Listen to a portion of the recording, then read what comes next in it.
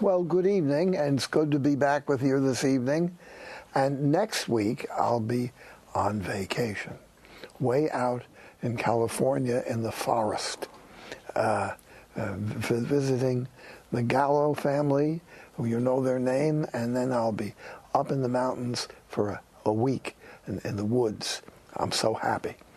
And I'll be looking forward to coming back the last day of the month, August, and we'll be on in that program with Dr. Hunt, who is a psychiatrist and who has written a beautiful book on faith. Our visit this evening is someone who is back with us already, and this is Archbishop Giuseeppe Bernadini, who has been here with us before. You may recall that he did a very beautiful program with us on the House of the Blessed Mother in Turkey, and was in his diocese where he was the missionary bishop. The Archbishop is a Capuchin friar, like myself, for many years, and he was there as a bishop and brought into a lot of interest in the House of the Blessed Virgin, which originally people rejected. And then the studies, the archaeological studies, scientific studies, established that this was, in fact, a very ancient building which nobody realized was there, was buried. So we're back now to a beautiful subject, and this is a study of a couple who are both servants of God for beatification. Now this is very unusual. The parents of Saint Therese of Lisieux, the Martin family, they are both beatified. And this is quite beautiful. If you go to Lisieux and you see the magnificent basilica built there over the humble cloistered nun, only 24 years old, outside you see the grave of the Martin, Monsieur and Madame Martin, who are her parents. But now we are talking about another couple who are beatification. I wonder if we can show the picture on our screen of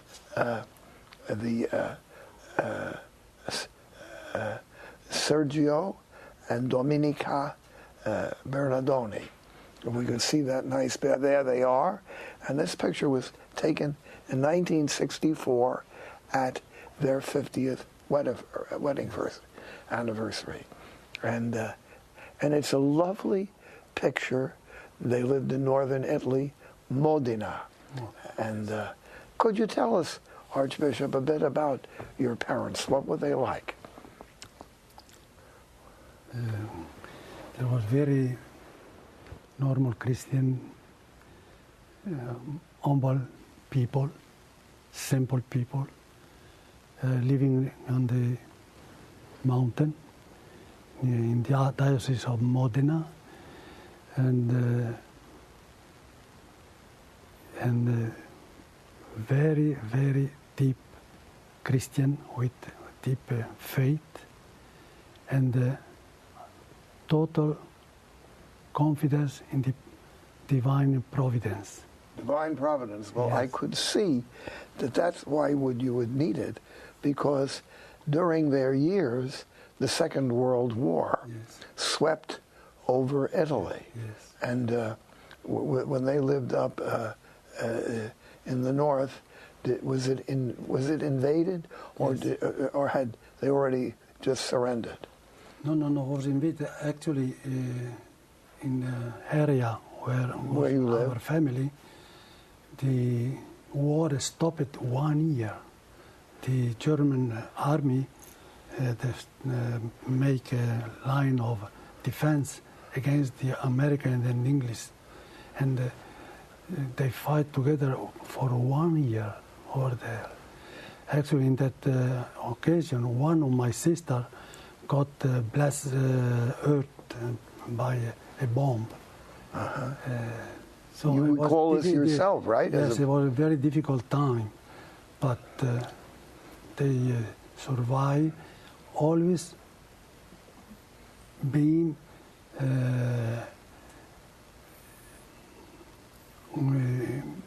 sure that God will provide and will take care of them. When you lived, if you remember, you were a boy. What part of the Allies took over Modena? Were they the English or the Americans? At the time I was boy, I was a seminary. I was maybe 12 years old. So I don't remember exactly, but I think it was American. Americans. And in Italy at that time, although Italy had been an ally of Germany, there was a lot of Italian people had no sympathy for Hitler at all. And Mussolini got himself pulled into that, and he got killed in the result.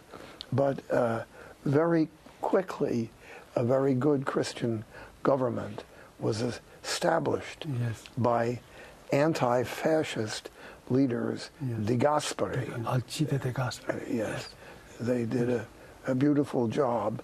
And I have to say, these many years later, the Americans and the English, they did as well as they could do. You know, it was a tragic time, and I suspect also that many of the German soldiers themselves were very unhappy about the whole situation. Yes. There is a scene in the news you see of German SS men, Stahlhelm, the steel helmet, guarding St. Peter's Square. It went right up to the entrance of St. Peter's, but they didn't go in. But there were hundreds of them right around, warning Hitler that the Pope was not to move. And it was a difficult time. And you were in a seminary. I was in the seminary at that time. All right.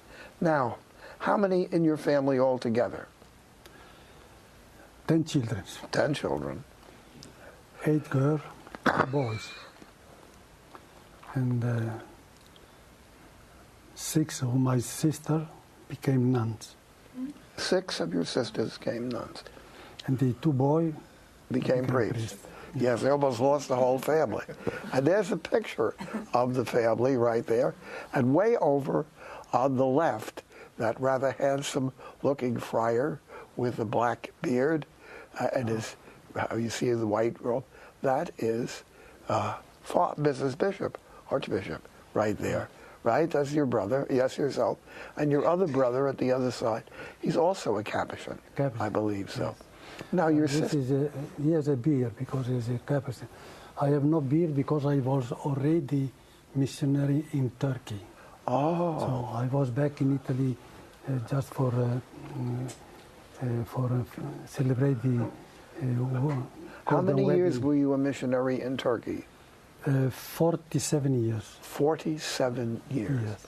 And this is a country that is overwhelmingly is Islamic. Yes. Yes. 99%. 99%. Yes. So, who were the Catholics? Very little community. Very, very little. Less than 0.1%. Wow. So it's very small. Yes. And with often people from other countries? The Christians are almost all foreigners. All foreigners. Almost all. So you were a priest there for 47 years, Yes. and a population of 0.01%. Yes. How did you not get discouraged? This is the grace of God. Grace He gave us big patience to stay. What did you say? God gave us the courage and the patience to stay there. Otherwise, all Catholic Church, Christianity will be gone. This was a very ancient Christian place, right? Yes. Smyrna, Saint Polycarp, Bishop and of Smyrna. Irenaeus, and Yes. Saint John the Apostle. St. John the Apostle? Yes, I mean, he was a piece of Ephesus. I see. Yes. Now, in those days, how did you get along with the Muslims?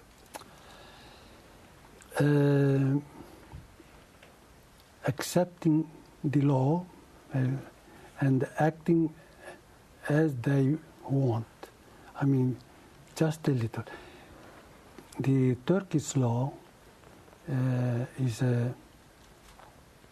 it gave liberty to worship everyone according own religion. The only question is, yes, you have to do inside of the church. The church. Yes. Nothing outside. Outside, neither and sign is permitted. But inside, we are free. See, most people don't realize Turkey was quite different from other Muslim countries. It was a secular country. Ataturk had made it into a secular country so that Muslims could not wear religious garment in either. According to Ataturk, the founder of the republic, was that. But slowly, the Muslim, they get again all freedom and everything. So now the government is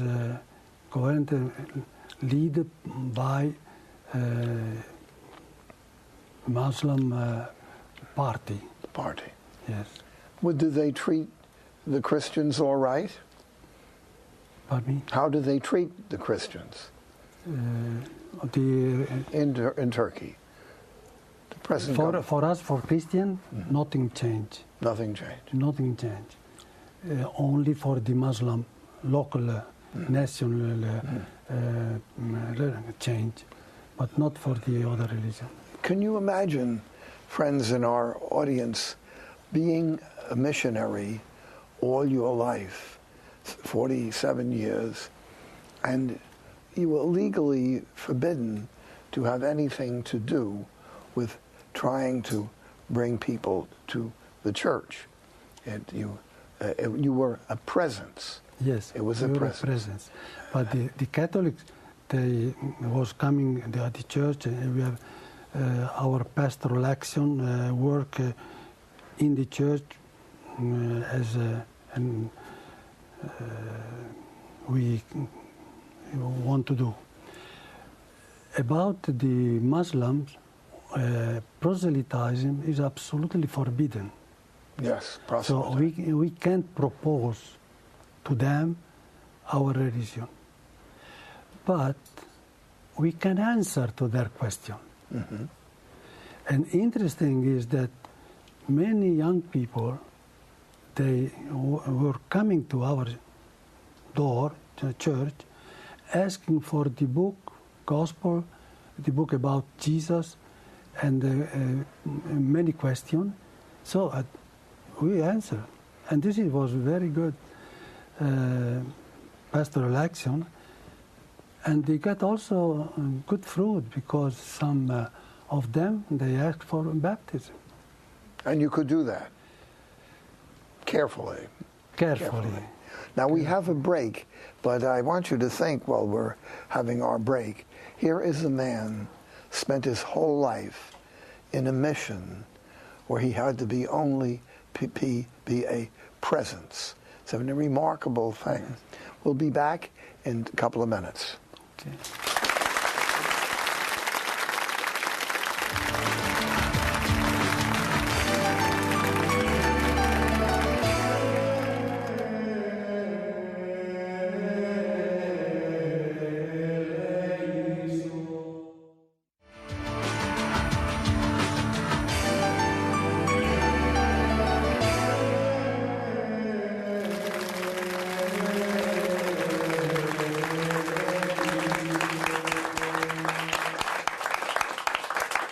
Now, when you think about it, that the Archbishop himself grew up in a totally Catholic area in Modena. Everybody was a Catholic.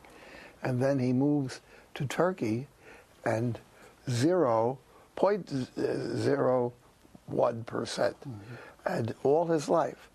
Bishop, I wonder if you could show us. This is a picture of your parents, yes. Sergio and Dominica, for their 50th anniversary. Yes. And that was back in 1964. His dad was originally a miller and then a farmer. Yes. Yes. How about we could see a picture of this family? Should put our family picture up there. I don't know, they're not paying attention. There, no, that's not, there it is. There's the picture. And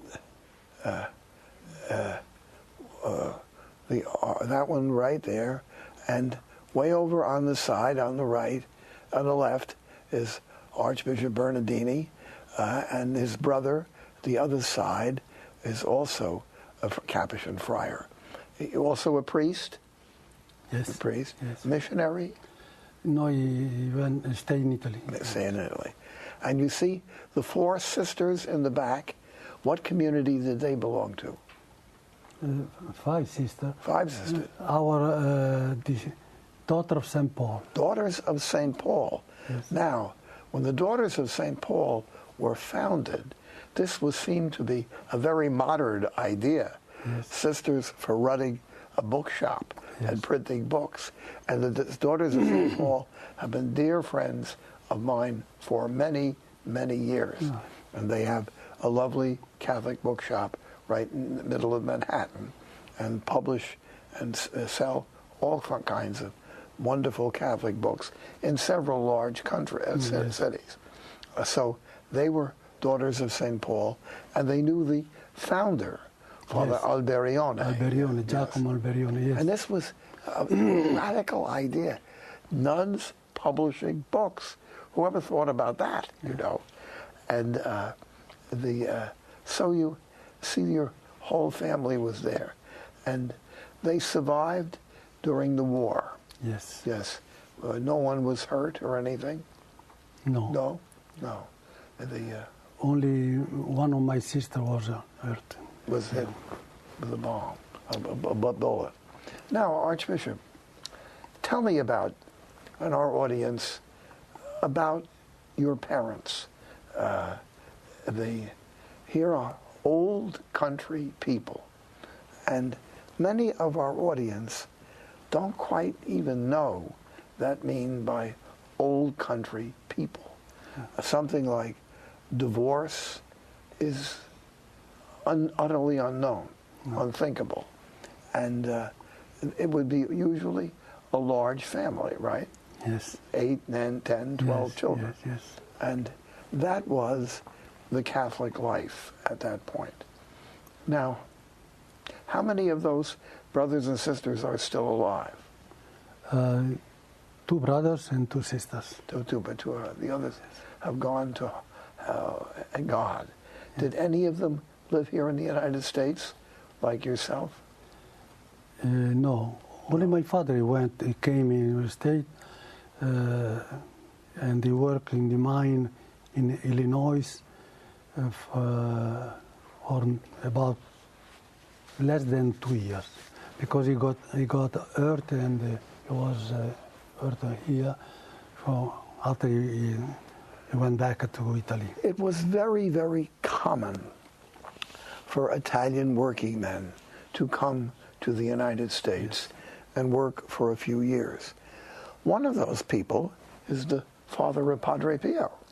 Yes. Padre Pio's father came and worked in New York, and they did hard work, and they were used to it, right? Yeah. Everybody knew how to do hard work.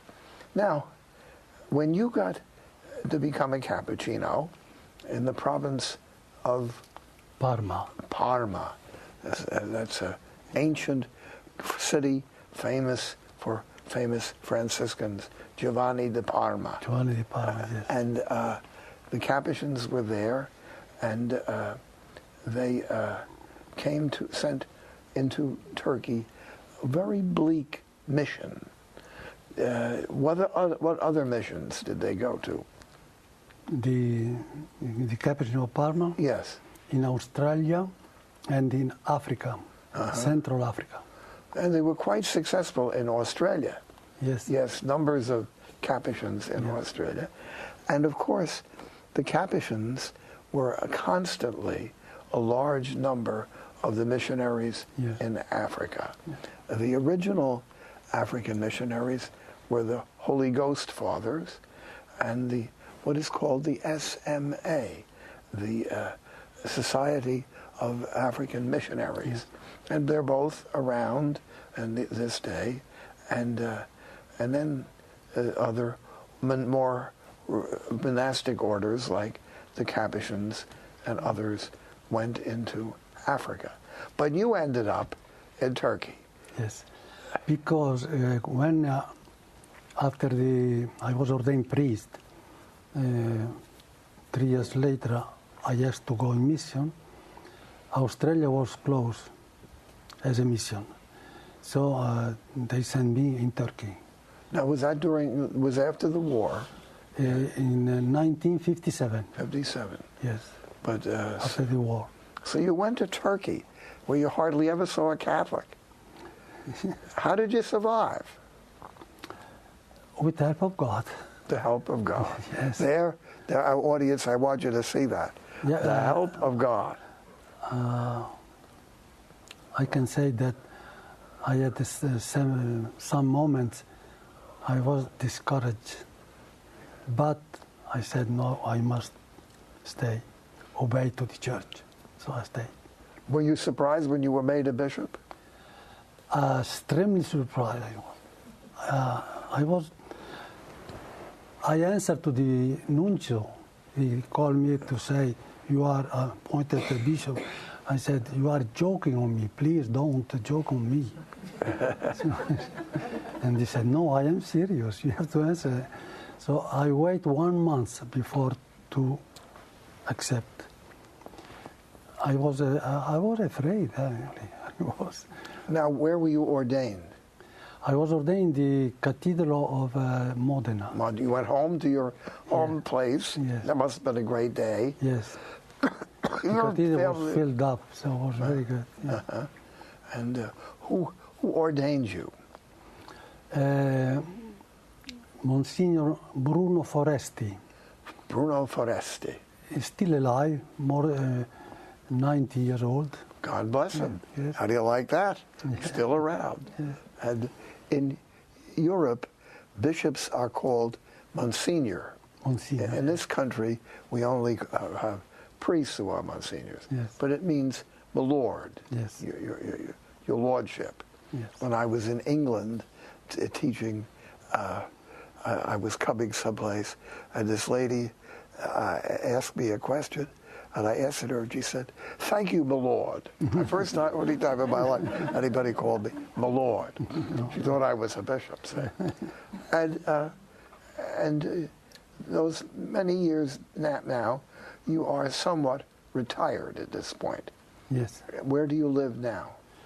I live in a little with the other Capuchin fathers. We are three together.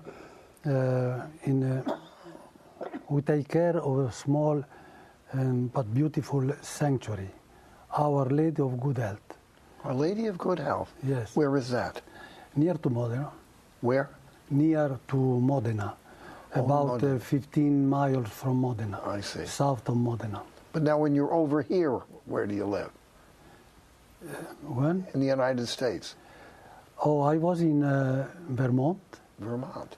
A very interesting place. In Jamaica town, where one family friend of mine, under my request, in one way, I see. they built a replica exact of the house of Virgin Mary in Ephesus. Is that so? Yes. In Vermont? Absolutely exact. And it's in Jamaica, Vermont? Jamaica, Vermont, yes. Isn't that interesting? And people come to see it? Oh yes, every day you have people, because that family also got housing for house of prayer. House of prayer. So people can go and stay, have a retreat, stay a few days as they Is want. it run by lay people? Lay people, yes. What's their last name? The Tarinelli, Taranelli. yes. And that's I mean the Mary and Donald Tarinelli. now. couple. Would they be on the email or on the what do you call it? What do you call it when they Email? with the Google of it? Yes. I never watched those things. They have. And they're on that. Wouldn't that be interesting? Wouldn't it be for our audience to find the house of a model of the house of Our Lady? I tell you that this morning, at 8 o'clock, I said Mass in that replica house of Virgin Mary. Believe me, I felt like the time I was celebrating the 15th of August in Ephesus, Turkey. In Turkey. Yeah. That's, well, I was there and I visited that beautiful shrine illegally. I was in Greece, and you can't pass from Greece to Turkey unless they know you're a tourist. So you don't need any papers. And they just knew where we were going. It's very close by. And I got there, and there is the House of Our Lady, and big signs up, House of St. Mary, all over the place. And I was walking along with another priest, and this little fellow, he was about 10 years old, and they were selling all kinds of religious objects, awful-looking religious objects, all along the road. And this little boy came up to me with a pack of 10 postcards, the ugliest-looking postcards I ever saw in my life. And he said to me, "The whole schmear for $1." Now, I told him that I said to the other priest, one thing I know, New York Jewish person has been to the house of the Blessed Mother, because that's pure, old-fashioned Jewish, Yiddish, the whole schmear for $1. And I grew up in an Irish, Italian, Jewish neighborhood, and we all got along beautifully. When I had my first Mass, I had to give the blessing out in Hebrew for the Jewish people. B'Shem Ha'av Ben Baruch HaKodesh Elohim Echad Amen. Would you priest in Hebrew? So we had a wonderful, but this little fellow, the whole spear for $1. Now, Archbishop, we're thanking that you came tonight, and we're hoping people are going to give us some nice questions. Our studio audience has questions, but we're hoping you'll call in with some. But what I wanted to have tonight, I wanted my audience to have a nice visit with you. You were on with us when we had on the House of Our Lady, and I thought it would be a wonderful thing to meet an old bishop and a real missionary in a place where there was 1% Christians and who got along with the Muslims, obviously, for 37 years, 47. And some people who watch this program get hold of me, and they are Protestants, Jews, and Muslims. And they like this group, this program. I asked one man who I met, I said, "Aren't you Jewish?" And he says, "Of course." I said, "Well, what are you doing watching Catholic television?" He says, "There's nothing else worthwhile on television," which I thought was a great compliment from him. So we're delighted to have a nice visit with you, Archbishop, and who worked all of your life in a very difficult mission. We're going to have a little break now. Call in. Say something. Ask me some questions. Don't leave me out here. I'll have to start making up questions. Come on.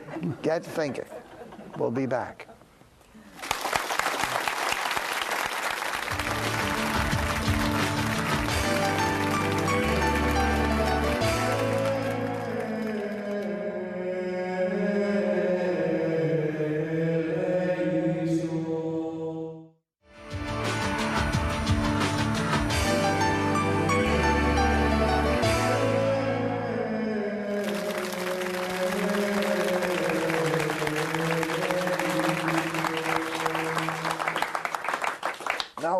First call from Neil, but before I do that, I want to give you an address. That's one of those email addresses, www.sistermarie, one word, sistermarie.com. Sister Marie was a sister of charity.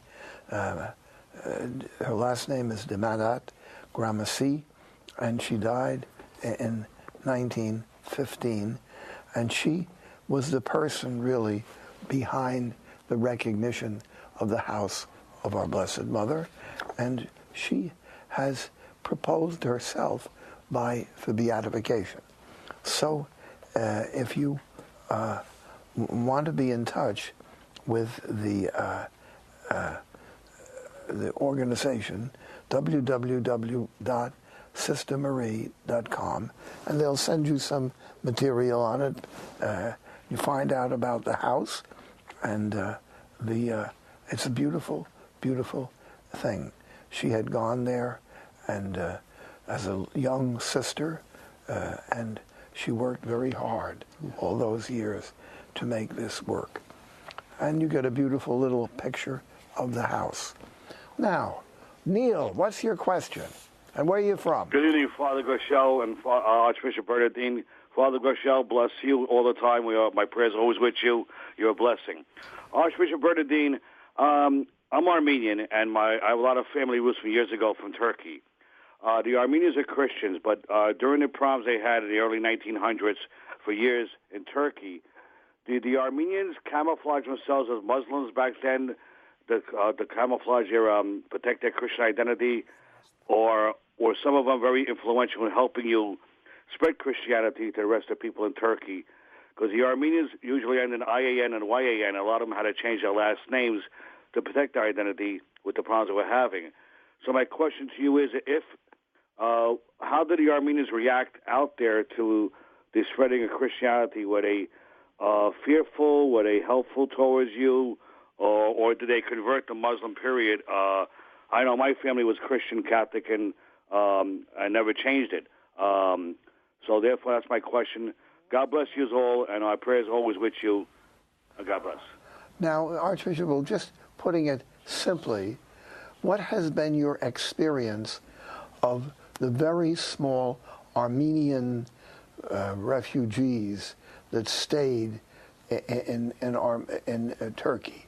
There had been a considerable number of Armenian Christians, Orthodox, Catholic, and even some Protestant. And then there was a kind of driving out of Armenians there, sometimes called the Armenian Genocide. Yes. And it's remembered every year in New York City. were you familiar with the Armenians?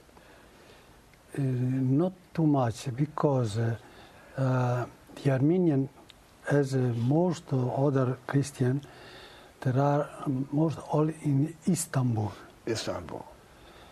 But my superior, they send me in the different place, like Trebizonda, and Samsun on Black Sea area. Also in Izmir, and one time also South Mersin.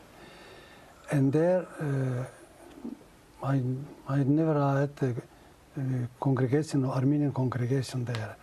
So personally, I am not, I had not familiarity with Armenian. I know the Catholic Armenian Bishop of Istanbul, Cholakyan, Ioannis Cholakyan. But that's almost all I can. So yes.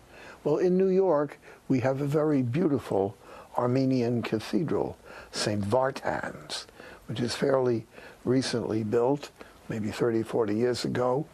And it's a beautiful church. And every year, there is a recognition of what is called the Armenian Holocaust.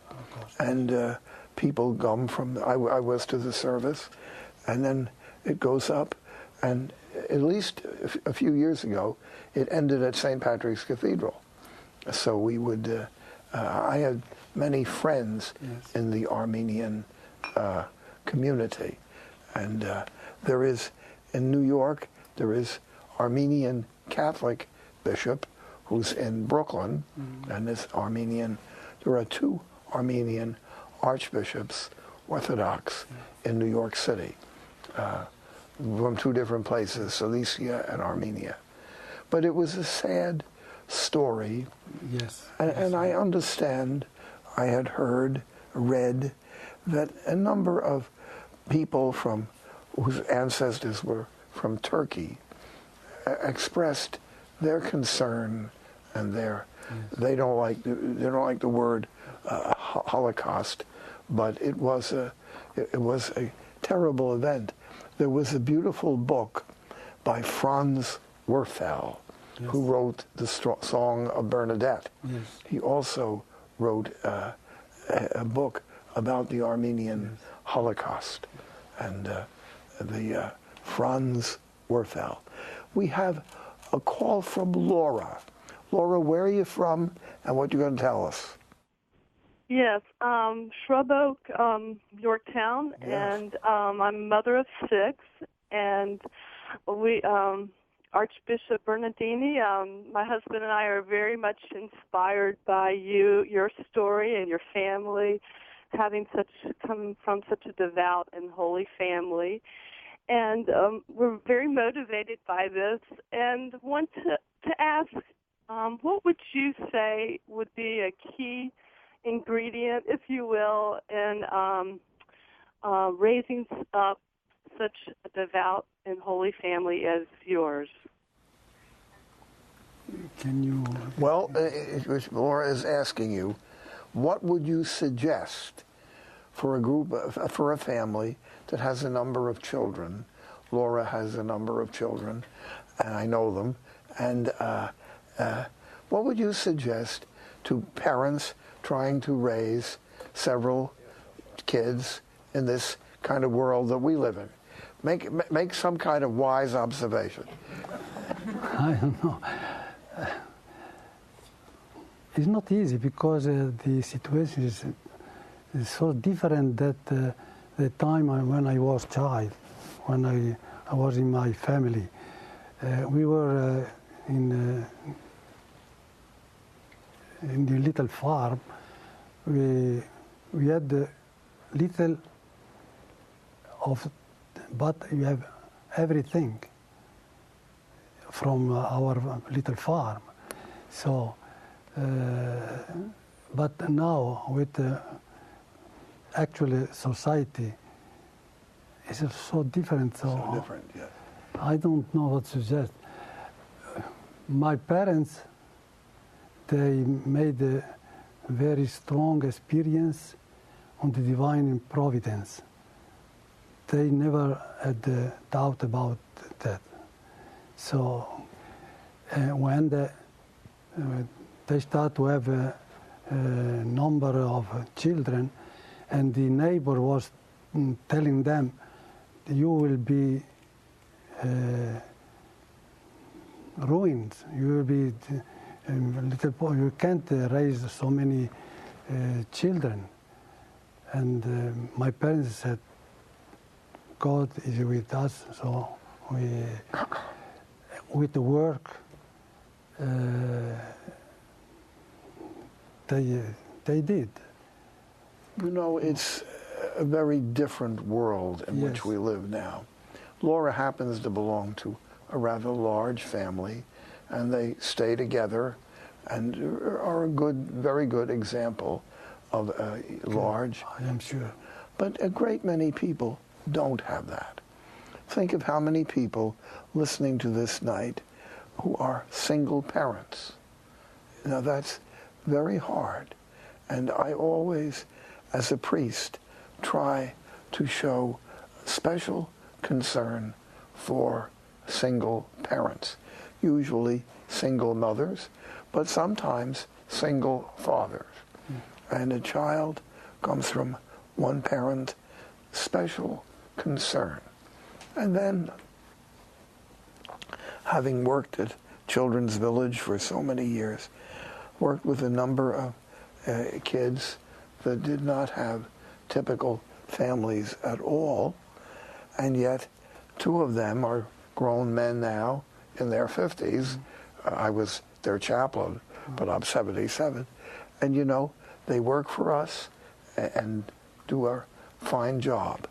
I'm always proud of Children's Village because about 80% of the boys who left Children's Village who were in trouble are now going ahead, and about 60% were actually, you would say, quite successful. We have a call from Joan. Joan, where are you and what you're going to tell us? Joan? Yes. What's your question?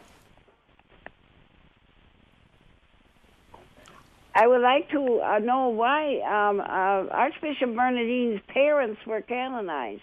And also, the Pope Benedict, I watched him on TV, and he went to Hungary, and he said that the Muslims always would go in Mary's house to pray. And I was wondering if Archbishop Bernardini knows about that.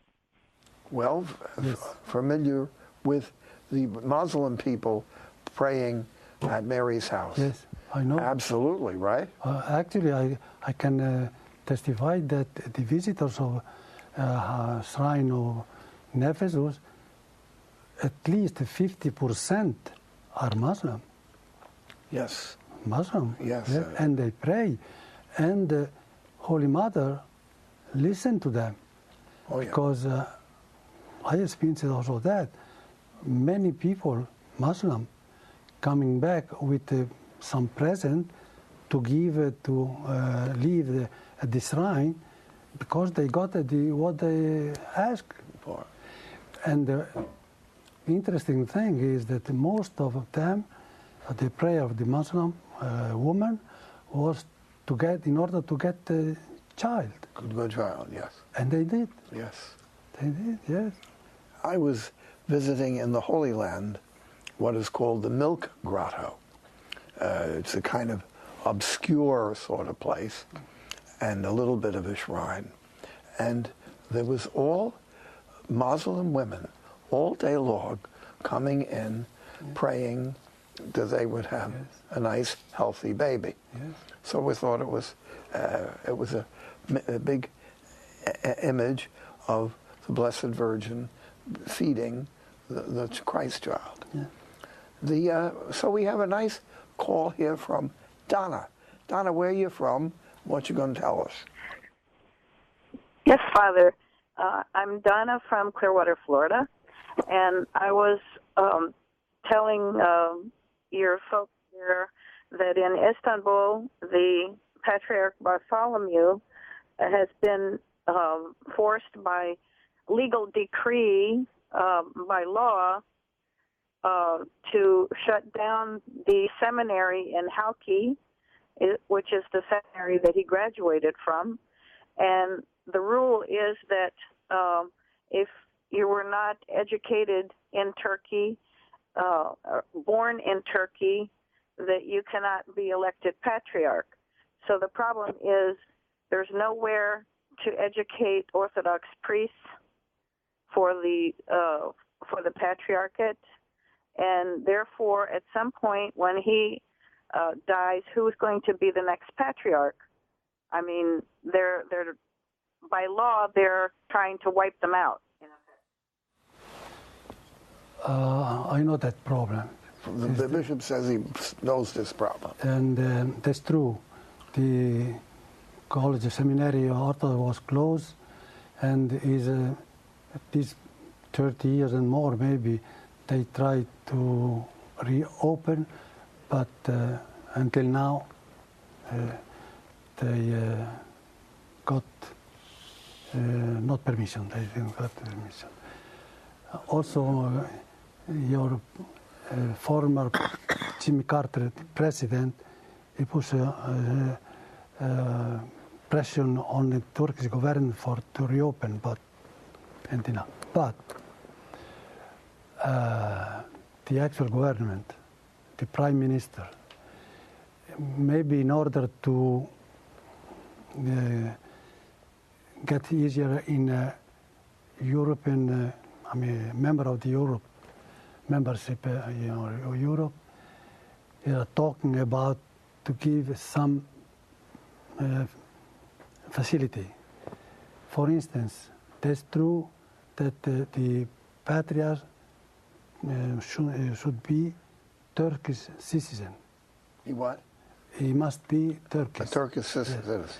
So now they have not new priest and bishop that are ready, prepared, because the seminary is closed. So the actual prime minister suggests to the bishop, Orthodox bishop, they can be elected in the future patriarch, ask for Turkish citizen. I see. And the government is ready to give. So this could be an answer. Is a kind of solution without reopening the seminarium. I don't know what. You know, we all realize when you are a very small minority in a very strong country with its own ideas, you have to suffer with this. Yes. And I'm sure the Catholics in Turkey, as well as the Orthodox, who are larger. Yeah. About Catholic Church, there's a problem that is a minority, but not recognized. It's not recognized. So there, in Turkey, there is a Catholic Church congregation, but officially didn't exist. So it's problem of, it really is something that belongs to the United Nations, or does it belong to the European Union, Turkey? I think they did want to be on the Europe. Not yet. Not yet. Well, maybe they got to clean up their act. We have a call from Grace. Grace, where are you from, and what are you going to ask us? Yes, Father Groeschel. Hello. My name is Grace, and I'm from New Jersey.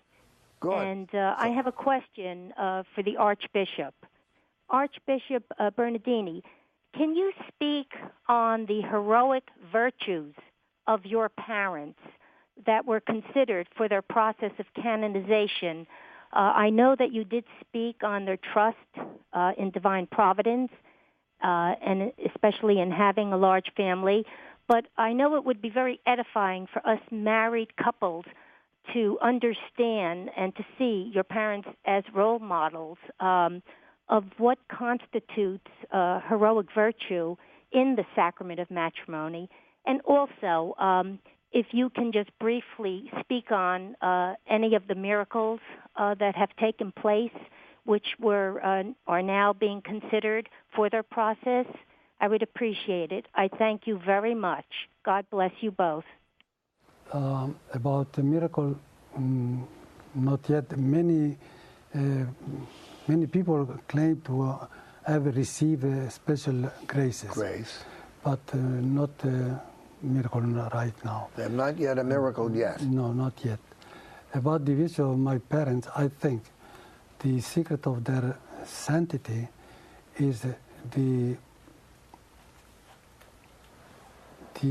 their attention every day, always, in every work they do, to be careful to follow the divine will,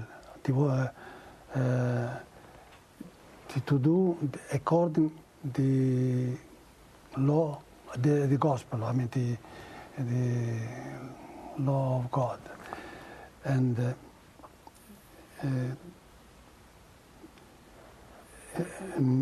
loving the neighbor, helping the neighbor as they can always, and to be absolutely faithful to the church and the law of the church always, and being very remarkable example for the neighbor. It was interesting to see how that some neighbor was coming at our house, and people that was known to be people cursing and but coming at our house in presence of my father and my mother, there was just people, they're different. Because Archbishop, we can't stop. We have to stop you because we've got the closing minutes. We're down to about 20 seconds.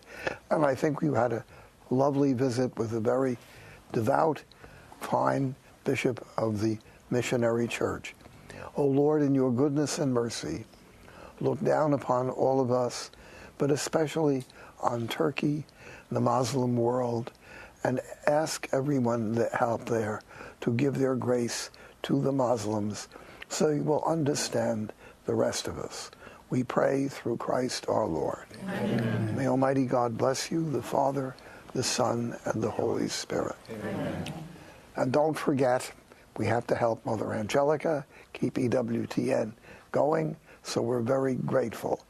And I want to thank you particularly because I know we're in difficult economic times and people are making real sacrifices to keep our program on. God bless.